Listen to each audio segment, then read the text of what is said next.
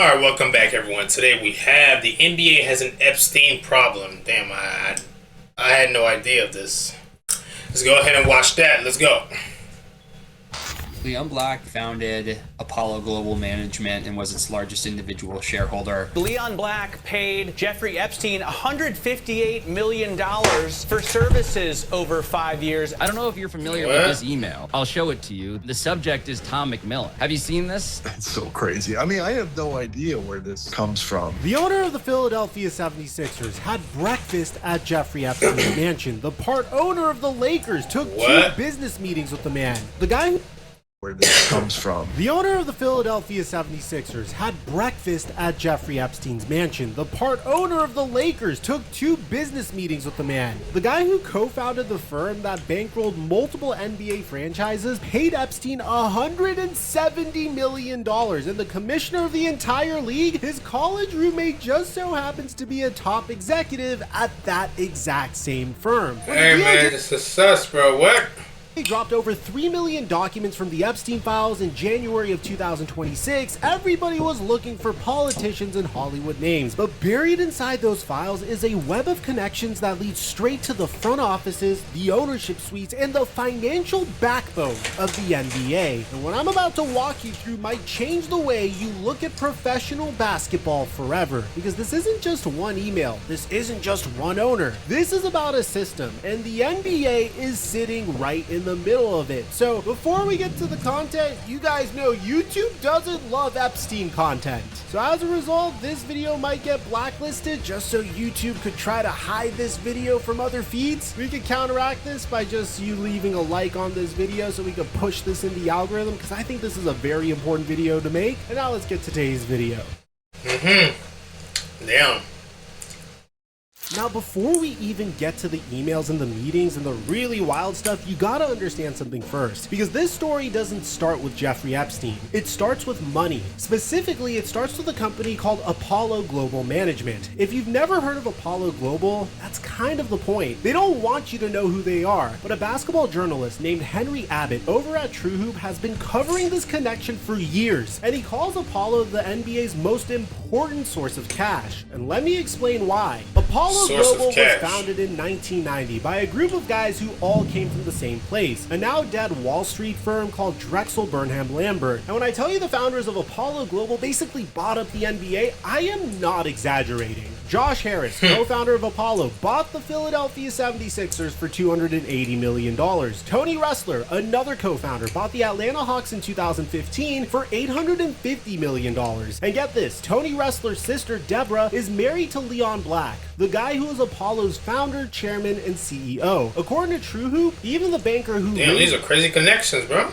The money for Tillman Fertitta to buy the Houston Rockets came from Drexel Burnham Lambert, that same firm that birthed Apollo. Now here's where it gets uncomfortable. NBA Commissioner Adam Silver's college roommate at Duke is a guy named Jim Zelter. You know what Jim Zelter does for a living? He's the president of Apollo Global Management. Sports Illustrated profiled Silver and confirmed their close relationship going back to their freshman dorm room. Apollo's offices are literally around the corner from the NBA's headquarters in Manhattan. These aren't distant connections. These people are in each other's lives, at each other's events, making each other richer. So when I tell you that the founder of Apollo paid Jeffrey Epstein $158 million, and now it might actually be $170 million according to the Senate Finance Committee, and that Apollo is the financial engine of the NBA's ownership class, you start to see why this matters so much. Leon Black paid Jeffrey Epstein more money than most NBA teams were worth at the time. Think about that, guys. The Sixers sold for $280 million. Leon Black paid Epstein $170 million. $170 million to a guy who wasn't even a licensed tax attorney or CPA. And when reporters asked Black about it, his defense was basically that he's so rich that he didn't even notice. His exact excuse was that $158 million doesn't mean that much when you're worth $14.4 billion. Dude, I couldn't make that up if I even tried. And it gets even worse. Senator Ron Wyden's investigation found evidence suggesting that the money Black paid to Epstein was actually used to finance Jeffrey Epstein's trafficking operations. The Senate Finance Committee also discovered that a major U.S. bank waited 7 years to report Black's payments to the Treasury Department, which might violate federal money laundering laws. This isn't just shady, this could be criminal. And the man at the center of it founded the company that owns the Sixers and the Atlanta Hawks. Black stepped down from Apollo in 2021 after all of this came to light. But here's the thing, he didn't go to jail. He didn't get banned from NBA events. He just left. And the company he built kept on financing the NBA like nothing happened. Now Apollo is in the background, that's the infrastructure, but the Epstein files dropped in January of 2026 and put NBA connected names on the front pages. And the biggest one is Josh Harris. Josh Harris owns the Philadelphia 76ers, the Washington Commanders, the New Jersey Devils, Crystal Palace in England, and a new WNBA franchise in Philly. The man is everywhere. The Philadelphia Inquirer reported that Harris had an ongoing business relationship with Epstein that included multiple phone calls and at least one visit to Epstein's home in Manhattan. And all of this happened after Epstein's 2008 guilty plea for soliciting prostitution from a minor. Let me walk you through the timeline because the details are crazy.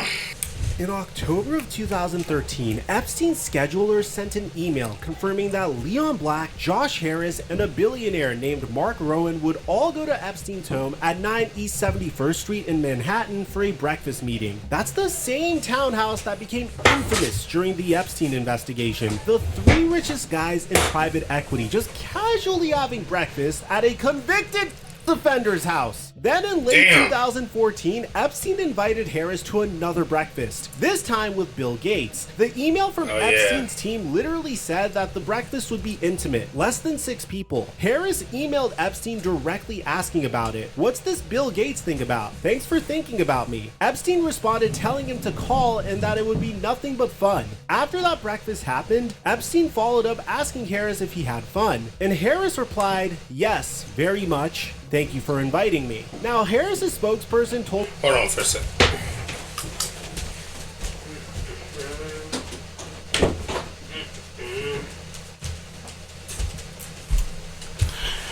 I'm right there.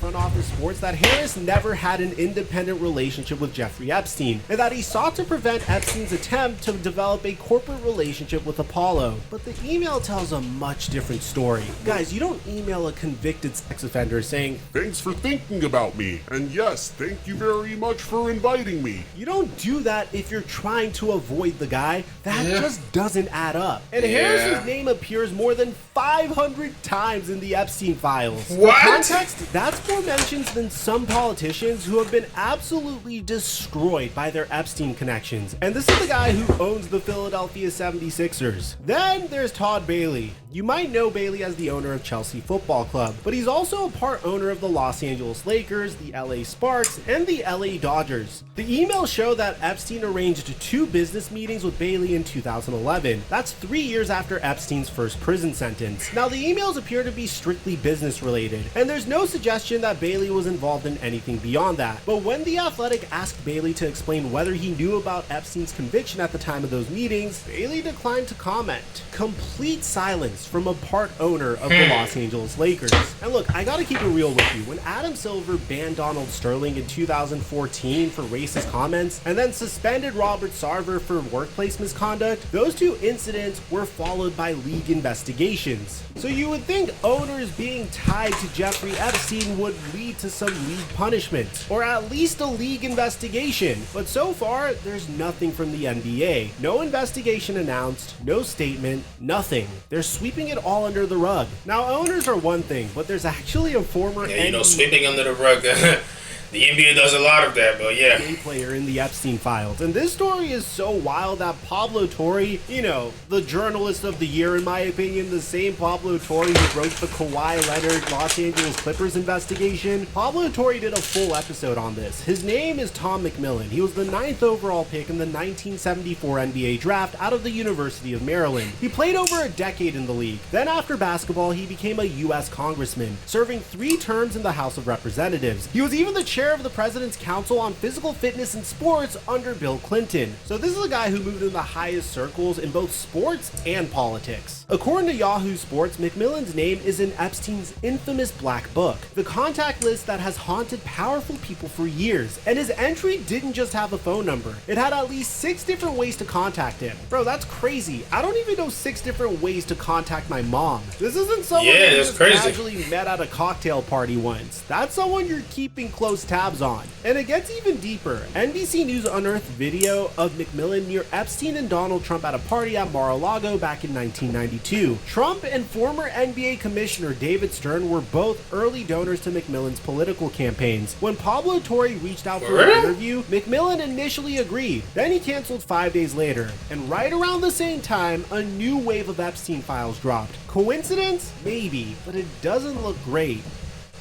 Now here's where it gets really disturbing, because Epstein wasn't just rubbing elbows with owners and businessmen. He was keeping tabs on players as well, and the player whose name kept on coming up is Kristaps Porzingis. Front office reported that in 2019, Epstein emailed his associates asking whether they had a good investigator to deal with the allegations that Kristaps Porzingis in New York. Now let me be crystal clear here. Kristaps Porzingis was never charged with anything. The allegations were largely discredited, and there were strong signs the accuser was attempting extortion. The FBI was actually investigating the accuser for extortion before the allegation even became public. But that's not the point. The point is, why was Jeffrey Epstein interested in this case at all? Why was he asking for investigators? Zonal Sports Analysis suggested that Epstein kept close tabs on cases of involving young athletes to create opportunities to exert pressure or build what they called goodwill. Think about that for a second. A convicted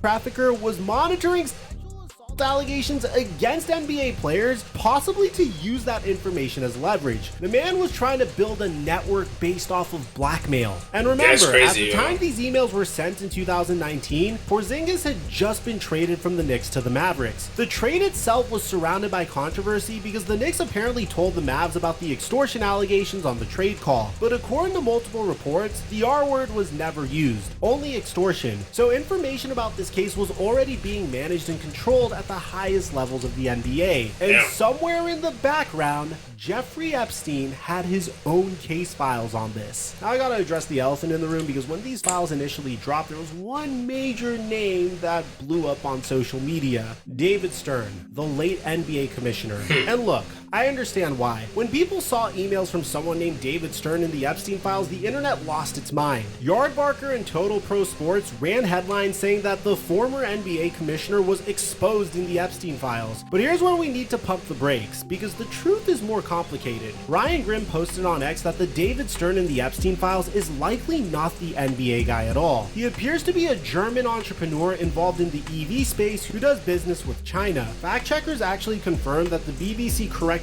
earlier reporting that had conflated the two David Sterns, and multiple outlets identified the individual as a US lawyer and businessman connected to Sarah Ferguson and business deals, not basketball. Now, I want to be careful here. That doesn't mean we know with 100% certainty it's not the NBA commissioner. Portions of the email are redacted, and David Stern passed away in January of 2020, so he can't speak for himself. But based on the reporting that's been done, the evidence currently points to a different David Stern. And I think it's important to be honest about this, as opposed to just chasing clicks. But here's the thing that nobody's talking about. Even if the commissioner David Stern isn't directly in the Epstein emails, we know that Epstein was deeply interested in the NBA. And this is where a piece of evidence you might not have seen comes in. After Epstein's first conviction in 2008, while he was a registered, the man was literally blogging about basketball. He was writing NBA opinion columns under his own name like he was some kind of regular sports analyst. There's a blog post from November 30th, 2010 titled "The King is Dead?" where Jeffrey Epstein is analyzing LeBron James, the Miami Heat struggles, Eric Spoelstra's coaching, and Chris Bosh's fit issues. He's writing about Pat Riley taking notes courtside. He called LeBron more of a prima donna than even this cynical sports observer thought was possible. He's predicting the Heat can't get past their lack of bigs and health issues.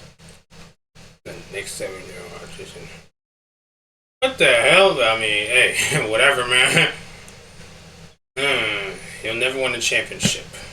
This man was breaking That didn't down age well. basketball like he had a YouTube channel. And the question nobody's asking is, why was a convicted who ran in the circles of billionaires and world leaders so fascinated by the NBA? What was the attraction? Was it fandom or was it something way more calculated? Let me bring up a few more names. Way more calculated, because he sounded just like a casual, bro. He owns the Washington Wizards through Monumental Sports and Entertainment. Leonsis was involved in something called the Edge Organization, these high-end literary and intellectual events around the founding of Silicon Valley. And it later came out that those events were financed by Jeffrey Epstein. Epstein was literally on camera at a 1999 Edge dinner. Other attendees included Paul Allen, who owned the Portland Trail Blazers and Seattle Seahawks, along with Elon Musk and other big-name tech figures. And about Paul Allen, the Epstein emails show that Epstein was eager to get close to Allen. He asked to be seated next to Allen at dinner parties. He wrote about wanting to discuss Allen's mouse brain project, which was Allen's neuroscience research. There's no evidence that Allen had any interest in Epstein back, but Epstein was clearly trying to work his way into Allen's orbit, and Allen was one of the most powerful owners in NBA history. Then there's Casey Wasserman. Now technically, Wasserman's connection is more about the Olympics than the NBA. He chairs the LA 2028 Olympic Organizing Committee and runs one of the biggest sports agencies in the world. But the emails between Wasserman and Ghislaine Maxwell are deeply uncomfortable. If you look at Wasserman's messages with Maxwell, the dude was flirting with her, with Maxwell at one point offering to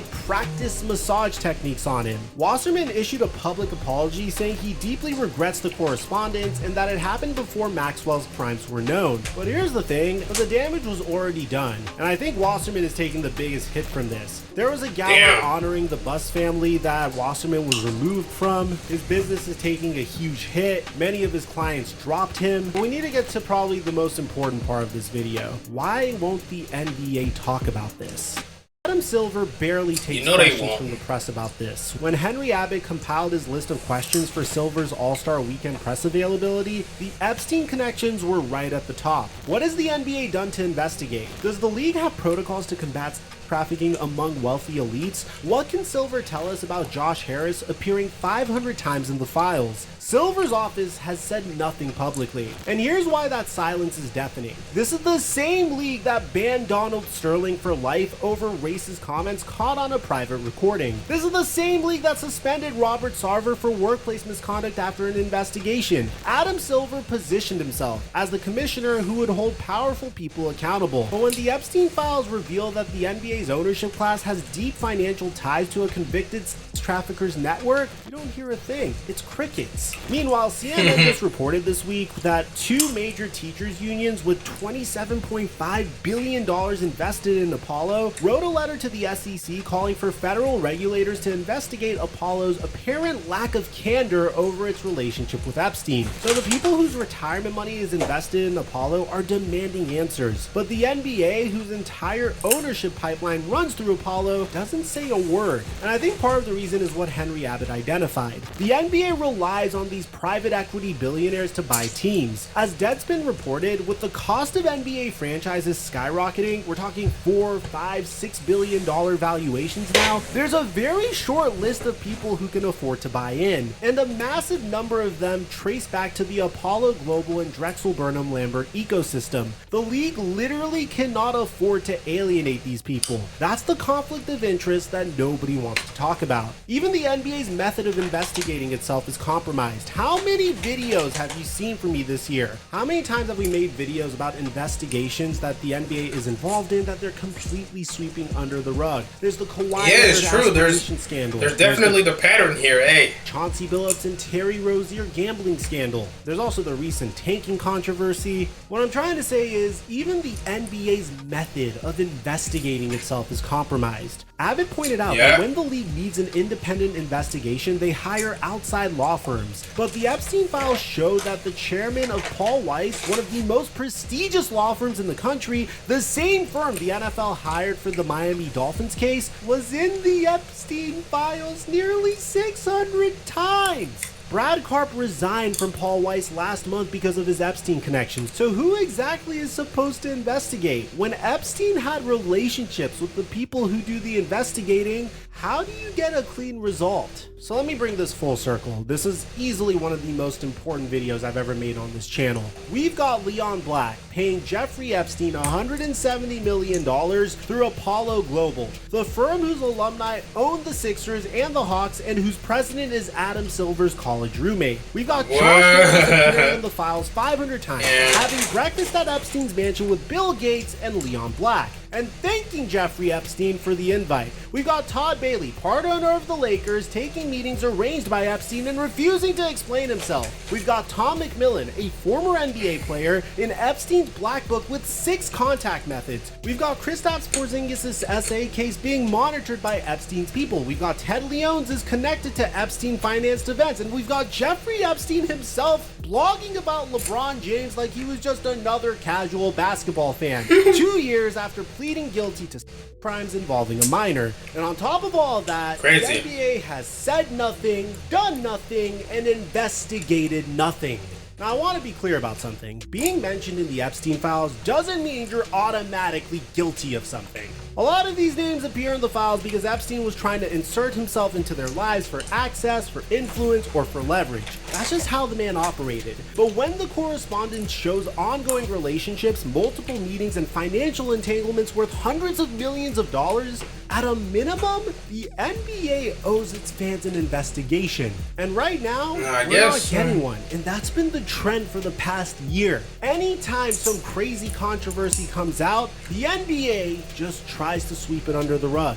I mean, what happened? The NBA banned a player for life for gambling. They suspended a coach for DV. They forced an owner to sell for racist comments. But when it comes to the darkest scandal in modern American history, a scandal that involves trafficking and the abuse of children, the league that prides itself on social justice can't even issue a statement? If this is your first time seeing one of my videos, make sure you're subscribed, because otherwise YouTube may never show you one of my videos again. Let me know what you guys think about this in the comment section down below. Aside from that, I'm your boy Mike. I'm dropping it was crazy seeing all these connections and everything. Hey, what do you guys think? Hey, I'll see you guys in the next one. Peace out.